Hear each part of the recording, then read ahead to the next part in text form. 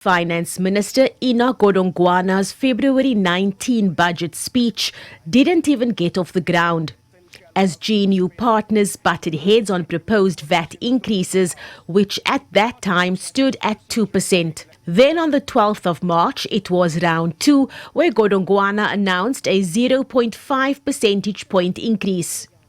This was still not good enough for parties inside and outside the GNU. On the 2nd of April, this budget was passed in the National Assembly with the help of Action SA and Build One South Africa, paving the way for the May 1st VAT increase. Not backing down, the DA and EFF political opponents, this time sharing a common purpose, took the matter to court, challenging the increase and won. The passing of the fiscal framework through Parliament was unlawful, and the court has found that, and that has also been made an order of court. So now the VAT increase won't come into play on the 1st of May, and we can get on with redoing the fiscal framework.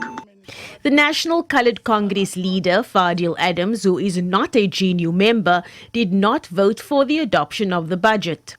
He, however, joined parties who voted for its adoption, saying he decided to join them for the interest of the poor in the country.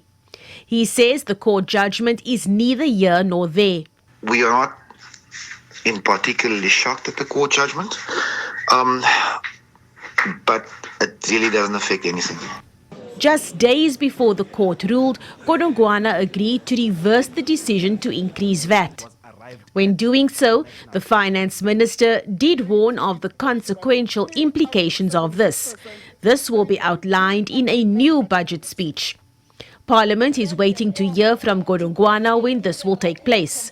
The institution, who is one of the respondents in the court action, expressed that it stands by how it handled the process. The Minister earlier withdrew the Division of Revenue Bill as well as the Appropriation Bill, and introduced the Rates and Monetary Amounts and Amendment of Revenue Laws Bill, which maintains the VAT rate at 15%. This moment of consensus demonstrates the strength of South Africa's constitutional democracy and the ability of its institutions to resolve complex matters through dialogue, cooperation, and respect for due process. Now, the DA is waiting for an outcome to the second part of its court challenge, in which it says Section 74 of the VAT Act affords the Finance Minister too many powers. Because this part of the application was not urgent, a date for it to be dealt with must still be set. COSATU has also welcomed the court order setting aside the proposed VAT hike.